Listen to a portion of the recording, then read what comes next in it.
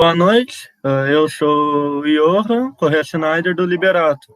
Gostaria de começar essa entrevista perguntando o teu nome, profissão e a tua formação. Muito bem, Johan. Então, muito prazer. Sou a Grazi, que bom te ver. Sou a Graziela Oliveira, neto da Rosa. Sou professora, né? Estou neste momento como presidenta do Sindicato dos Municipários de Esteio. Sou formada em Educação Física, Pedagogia, especialista em Gestão Educacional e agora estou fazendo mestrado em Educação. Esqueci de mencionar antes, a entrevista em geral vai ser questões raciais. Perfeito. Tudo bem? Tudo Aí certo. a primeira pergunta sobre esse tema seria: como você vê a questão do racismo no Brasil? Então, né? Eu vejo que ainda existe um mito que o racismo acabou. Eu vejo que ainda algumas pessoas acreditam que não há racismo no Brasil, mas na verdade há, né? Nós costumamos, eu faço parte do movimento negro, né? E nós costumamos dizer que ainda existe um mito da democracia racial, né? E que, na verdade, isso só mascara o que de fato acontece no nosso cotidiano, no nosso dia a dia, né? As pessoas ainda elas são racistas. Eu vejo que no Brasil as pessoas hoje, né, em pleno 2020, elas estão se permitindo, inclusive, assumir que são racistas, né? E se a gente observar, fica mais evidente casos de racismo, situações de racismo, onde inclusive pessoas estão morrendo em função disso. Aí a próxima pergunta seria: as oportunidades são as mesmas? Então, né, historicamente, né, a gente vive num país que foi ensinando ao longo do tempo para as pessoas que o negro, que as pessoas negras e indígenas, que são diferentes das não negras e não indígenas, que são os brancos, não prestam, são vagabundos, são preguiçosos, né? E criaram uma imagem em cima da figura do negro, em cima da figura do indígena, né? Que não corresponde àquilo que é esperado, principalmente pelas pessoas brancas. Então, quando a gente fala de oportunidades, com certeza eu posso te dizer com muita segurança que, infelizmente, hoje nós negros não temos as mesmas oportunidades nem os mesmos direitos que muitos brancos têm, né? Ao longo desses 520 anos que o Brasil existe, infelizmente, muitos anos, mais de 400, os negros não tiveram acesso à educação, os negros não tiveram acesso a um pedaço de terra, os negros não tiveram acesso a muitas coisas. E hoje, nos dias atuais, ainda a gente colhe um pouco, a gente ainda passa por situações onde este passado e esta forma como se vende a imagem do negro ainda é muito visível. Um exemplo disso é uma disputa de um emprego. Certamente hoje, se tivesse uma mulher, uma outra mulher, mas uma mulher branca, com a mesma formação que eu, com um currículo também parecido com o meu, normalmente numa empresa, eles iriam com certeza primar em dar a vaga para esta outra mulher e não para mim. E por quê? Muito em função de que eu tenho melanina, né? Eu tenho uma melanina a mais na pele. A questão negra hoje, o fator de sermos negros hoje, faz com que as oportunidades não sejam as mesmas. Tinha um exemplo que um professor meu me falou também sobre isso, que era sobre questão de loja, essas coisas. que tem muito racismo também, questão de vendedor, assim, porque como tem muita gente racista, eles não querem arriscar ter um negro trabalhando para que não perca a quantidade de clientes. Isso aí é algo bem sério se tratar também. Seríssimo. Tu sabe, Johan, que a companhia Zafari, o Zafari, o supermercado Zafari, levou muitos anos para contratar trabalhadores negros, porque eles tinham a ideia de que a imagem do negro não vendia uma boa imagem, não era uma imagem boa para receber as pessoas. Então, eles não contratavam pessoas negras. Então, uma das regras do Zafari era não contratar pessoas negras. Ainda bem que eles evoluíram, né? E hoje eles já contratam, né, pessoas negras. Mas por muitos anos a companhia Zafari não contratava pessoas negras porque tinham exatamente o que o teu professor disse. Era uma imagem que eles não queriam. As pessoas lá no caixa ou repondo a mercadoria, né? Parece que me dá a impressão que as pessoas existem pessoas que têm nojo, né? Sei lá qual é o sentimento. Aí a terceira pergunta seria: na tua visão, qual a importância das cotas? Para mim, as cotas elas têm uma importância muito grande. Primeiro, eu acho que é importante dizer que as cotas ela é uma ação afirmativa, né? O que são essas ações afirmativas, né? Hoje o Brasil, desde 2003, com a Lei 10.639, que obriga que seja trabalhada a história e cultura afro-brasileira, e com a Lei 11.645, também a história e cultura indígena, estas leis, elas obrigaram com que o país se organizasse também de uma forma em que pudesse reparar historicamente os prejuízos que se teve. E um desses eu já havia comentado anteriormente, que é um dos mais graves, que é a questão do acesso à educação. Por muitos anos, mais de quatro 400 anos, vamos falar melhor assim, acho que eu ia dizer 4 décadas, mas não é 4 décadas, são 4 vezes 100 anos, mais de 400 anos, que o negro não foi impedido de acessar a educação. O acesso à educação, educação pública de qualidade. Quando passou a acessar com muitas dificuldades, né? Então, pensa, né? O Brasil tem 520 anos, e desses 520 anos, 400, quase 400, o negro foi impedido de frequentar uma escola. Então, a cota hoje, ela é uma reparação histórica. Eu vou te trazer um exemplo, tá? Por exemplo, lá no Liberato, não sei quando, tu tá no primeiro ano ou no segundo ano? Eu entrei esse ano. Tu entrou esse ano, então tu não conheceu teus colegas, chegou a conhecer teus colegas?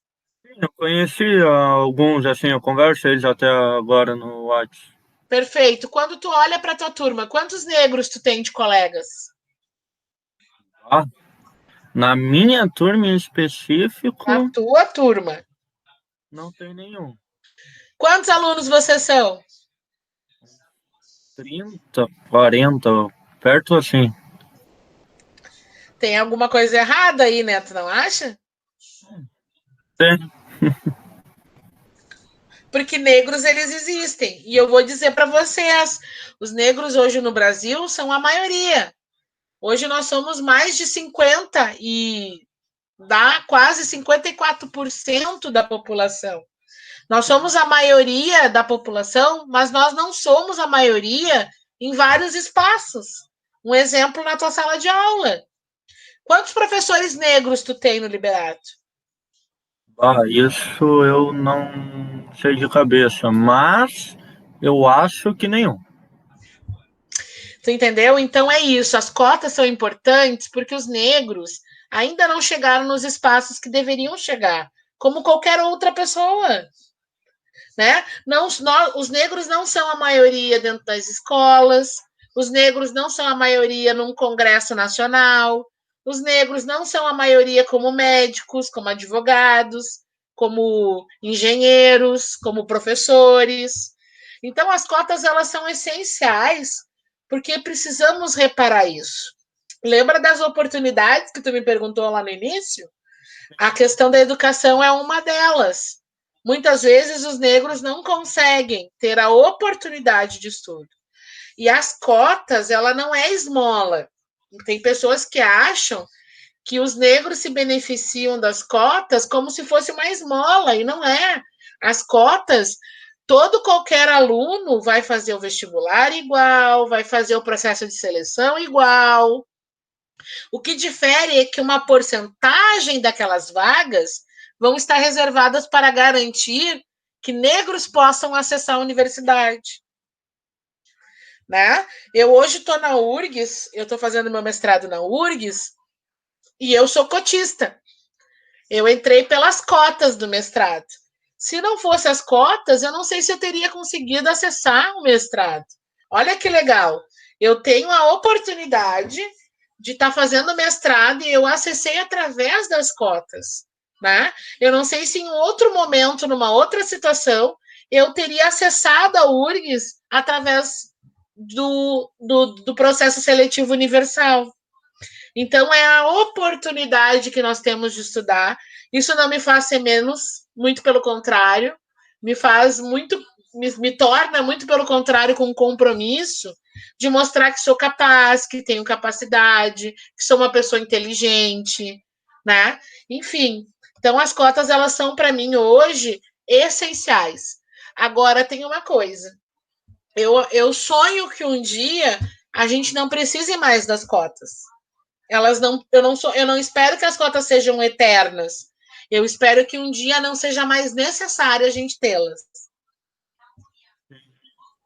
Aí a outra pergunta é como se fosse a continuação dessa das cotas, por que, na tua opinião, como no caso, por que tem tanta gente contra isso, contra as cotas? Eu acredito que é falta de conhecimento, né? As pessoas, elas, eu acho que tem, eu vejo que a questão do fato de quando eu fui aluna do ensino fundamental, ninguém me ensinou a verdadeira história do povo negro. Eu tive que descobrir fora da escola. E acho que muitas pessoas só sabem da história do negro naquilo que aprende na escola, às vezes muito limitado. Então, quando a gente vai discutir a questão das cotas, muitas vezes as pessoas não entendem que os negros por muito tempo não tiveram acesso à educação. E aí, eu acredito hoje que as pessoas acabam sendo contra as cotas por falta de conhecimento. Eu costumo dizer que é pela ignorância.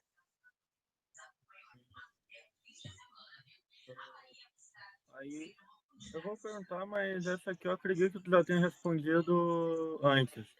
Você acredita que o acesso à educação é o mesmo para ambos? É como se tu já tinha respondido antes. Não é o mesmo porque, pelo fato das cotas, tu já sabe que não é o mesmo para os dois lados.